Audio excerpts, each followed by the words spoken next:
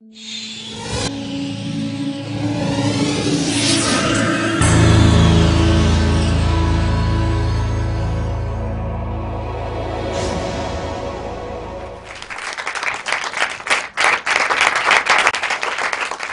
here's the good news about families.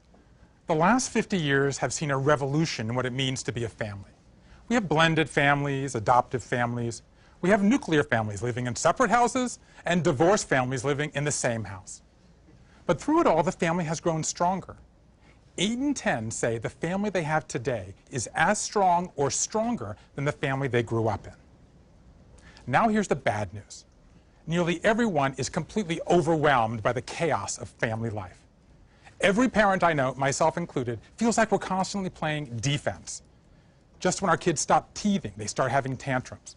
Just when they stop needing our help taking a bath, they need our help dealing with cyberstalking or bullying. And here's the worst news of all.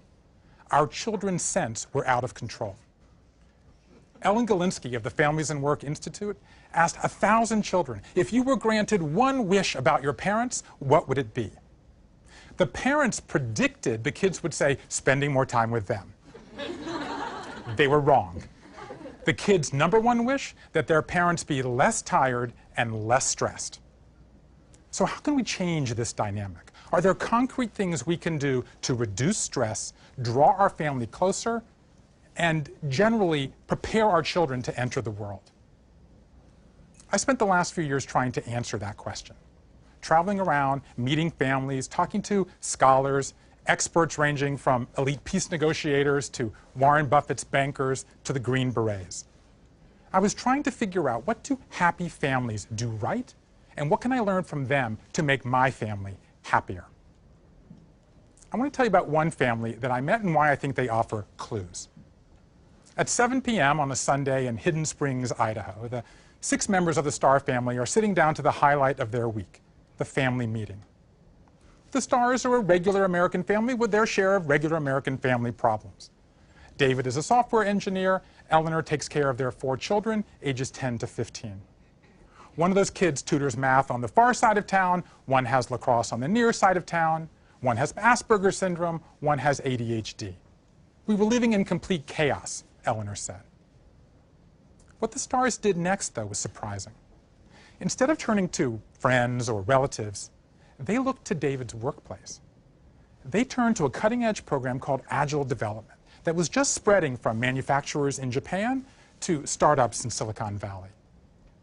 In Agile, workers are organized into small groups and do things in very short spans of time.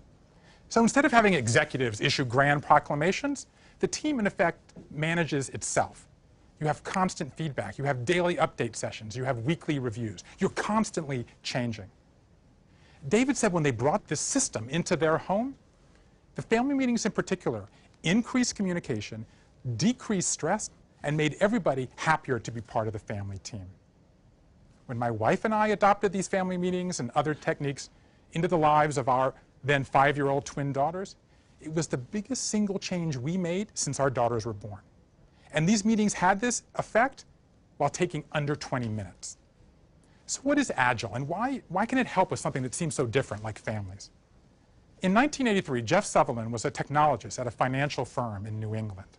He was very frustrated with how software got designed.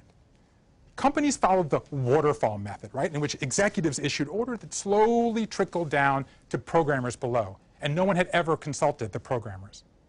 83% of projects failed. They were too bloated or too out of date by the time they were done. Sutherland wanted to create a system where ideas didn't just percolate down, but could percolate up from the bottom and be adjusted in real time. He read 30 years of Harvard Business Review before stumbling upon an article in 1986 called The New Product Development Game. It said that the pace of business was quickening. And by the way, this was 1986. And the most successful companies were flexible. It highlighted Toyota and Canon and likened their adaptable, tight-knit teams to rugby scrums. As Sutherland told me, we got to that article and said, that's it. In Sutherland's system, companies don't use large, massive projects that take 2 years. They do things in small chunks. Nothing takes longer than 2 weeks. So instead of saying, you guys go off into that bunker and come back with a cell phone or a social network, you say, you go off and come up with one element, then bring it back. Let's talk about it. Let's adapt. You succeed or fail quickly. Today, Agile is used in 100 countries, and it's sweeping into management suites. Inevitably, people began taking some of these techniques and applying it to their families. You had blogs pop up, and some manuals were written. Even the Sullivans told me that they had an Agile Thanksgiving, where you had one group of people working in the food, one setting the table, and one greeting visitors at the door.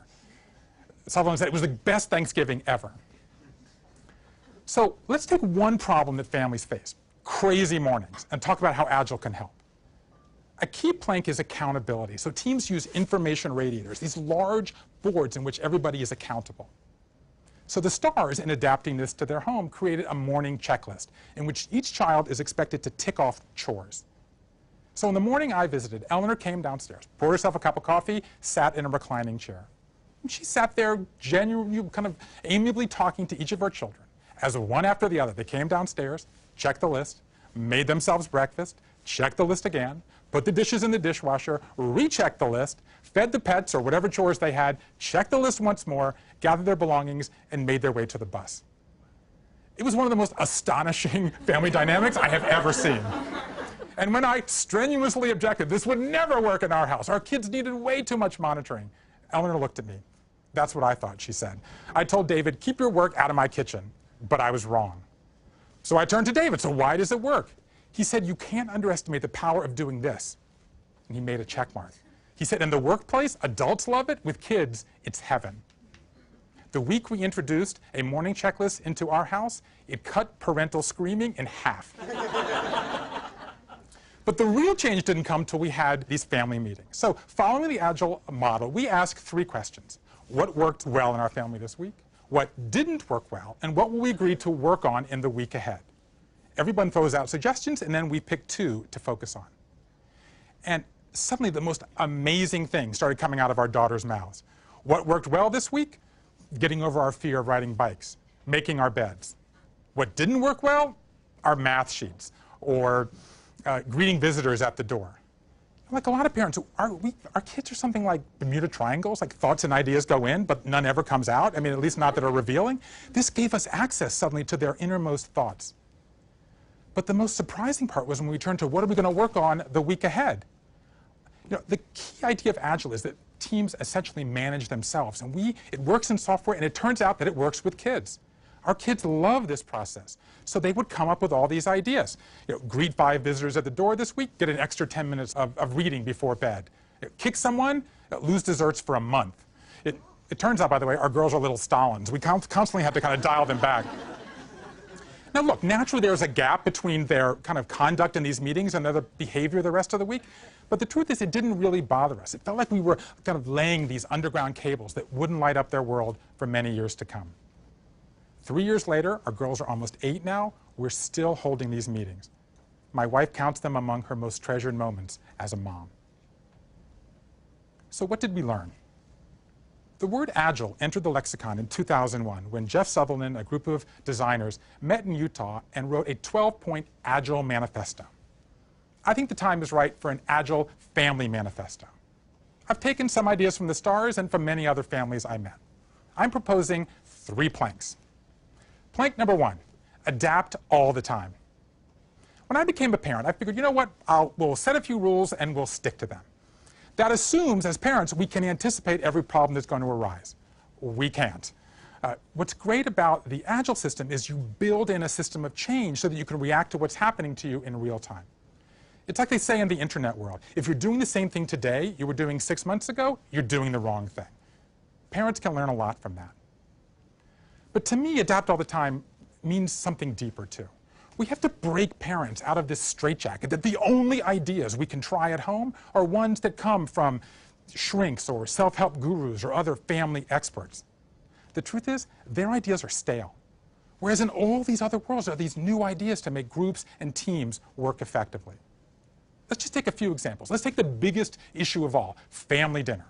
Everybody knows that having family dinner with your children is good for the kids. But for so many of us, it doesn't work in our lives. I met a celebrity chef in New Orleans who said, no problem, I'll just time shift family dinner. I'm not home, can't make family dinner, we'll have family breakfast. We'll meet for a bedtime snack. We'll make Sunday meals more important. And the truth is, recent research backs him up. It turns out there's only 10 minutes of productive time in any family meal. The rest of it's taken up with take your elbows off the table and pass the ketchup. You can take that 10 minutes and move it to any part of the day and have the same benefit. So time shift family dinner, that's adaptability. An environmental psychologist told me if you're sitting in a hard chair on a rigid surface, you'll be more rigid. If you're sitting on a cushioned chair, you'll be more open. She told me when you're disciplining your children, sit in an upright chair with a cushioned surface, the conversation will go better. My wife and I actually moved where we sit for difficult conversations because I was sitting above in the power position. So move where you sit. That's adaptability. The point is there are all these new ideas out there. We've got to hook them up with parents. So plank number 1, adapt all the time. Be flexible, be open-minded, let the best ideas win. Plank number 2, empower your children. Our instinct as parents is to order our kids around. It's easier, and frankly, we're usually right. There's a reason that few systems have been more waterfall over time than the family. But the single biggest lesson we learned is to reverse the waterfall as much as possible. Enlist the children in their own upbringing. Just yesterday, we were having our family meeting, and we had voted to work on overreacting. So we said, okay, give us a reward and give us a punishment, okay? So one of my daughters threw out, you get 5 minutes of overreacting time all week. So we kind of liked that. But then her sister started working the system. She said, do I get 1 5-minute overreaction, or can I get 10 30-second overreactions? I love that. Spend the time however you want. Now give us a punishment. Okay, if we get 15 minutes of overreaction time, that's the limit. Every minute above that, we have to do 1 push-up. So you see, this is working. Now look, this system isn't lax. There's plenty of parental authority going on, but we're giving them practice becoming independent, which, of course, is our ultimate goal. I mean, just as I was leaving to come here tonight, one of my daughters started screaming. The other one said, overreaction, overreaction, and started counting. And within 10 seconds, it had ended. To me, that is a certified Agile miracle. So the point is, and by the way, research backs this up too. Children who plan their own goals, set weekly schedules, evaluate their own work, build up their frontal cortex, and take more control over their lives. The point is we have to let our children succeed on their own terms, and yes, on occasion, fail on their own terms. I was talking to Warren Buffett's banker, and he was chiding me for not letting my children make mistakes with their allowance. And I said, but what if they drive into a ditch? He said, it's much better to drive into a ditch with a $6 allowance than a $60,000 a year salary or a $6 million inheritance. So the bottom line is empower your children. Plank number 3, tell your story. Adaptability is fine, but we also need bedrock. Jim Collins, the author of Good to Great, told me that successful human organizations of any kind have 2 things in common. They preserve the core, they stimulate progress. So Agile is great for stimulating progress, but I kept hearing time and again, you need to preserve the core. So how do you do that? Collins coached us on doing something that businesses do, which is define your mission and identify your core values. So he led us through the process of creating a family mission statement. We did the family equivalent of a corporate retreat. We had a pajama party. I made popcorn. Actually, I burned 1, so I made 2. My wife bought a flip chart, and we had this great conversation, like, what's important to us? What values do we most uphold? And we ended up with 10 statements. We are travelers, not tourists. We don't like dilemmas. We like solutions. Again, research shows that parents should spend less time worrying about what they do wrong and more time focusing on what they do right. Worry less about the bad times and build up the good times.